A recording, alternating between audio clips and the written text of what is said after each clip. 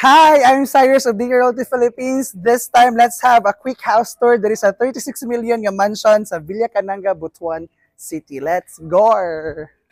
So this is the car garage nga huge. Pwede diri dagko nga mga sakyanan. Siguro I think nasa mga 5 to 7 cars apil dito. No? Let's go. By the way, guys, this mansion has 5 bedrooms, 5 toilet and bath, and seated in a 620 square meters nga lot area.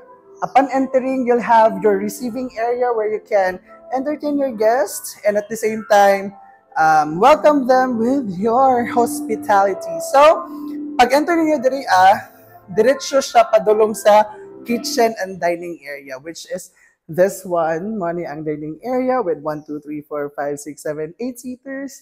And then this is the kitchen area with a kitchen counter. No, gapo kayo siya. Then, here is their dirty kitchen. Pwede siya. With access sa gawas. And then, here is a special room for your maids or your helper. So, what's nice with this house, guys, kay open below siya and very luxurious ang iyang mga gamit. This is a Bentley sofa. Paring here is a Chanel nga sofa worth 2.3 million pesos, that alone. Here is a mini theater or music area.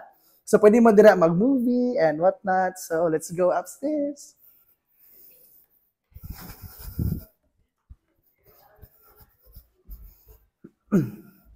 Here sa taas, we have all our rooms. Again, I said a while ago that we have 5 bedrooms. So let's explore all the 5 rooms now. First off, we have here the first bedroom with its own walk-in closet, na mini walk-in closet. And at the same time, it has its own toilet and bath. So, para di mo maglibog sa mga details, all of the rooms has its own toilet and bath. Here is the second bedroom. So lahi-lahi siyang concept, guys, but all of the rooms are huge and it has its own toilet and bath and walk-in closet as well. Sa atong third bedroom is this one.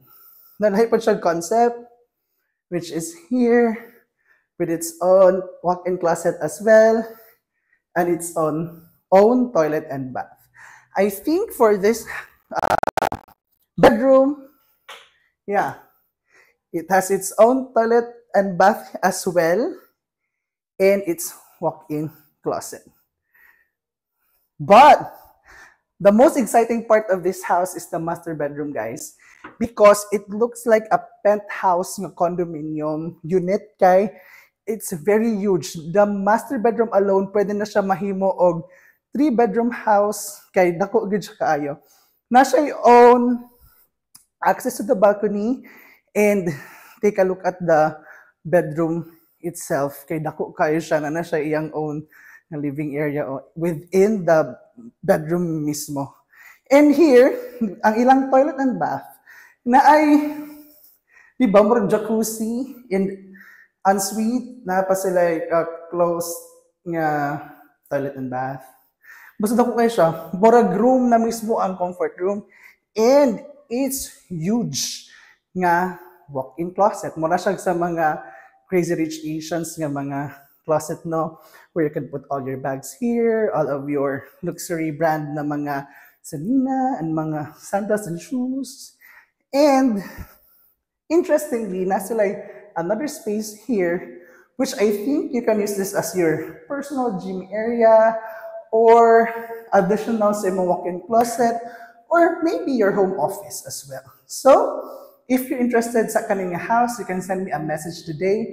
Once again, I'm Cyrus, a sales manager of DK Realty Philippines. Bye!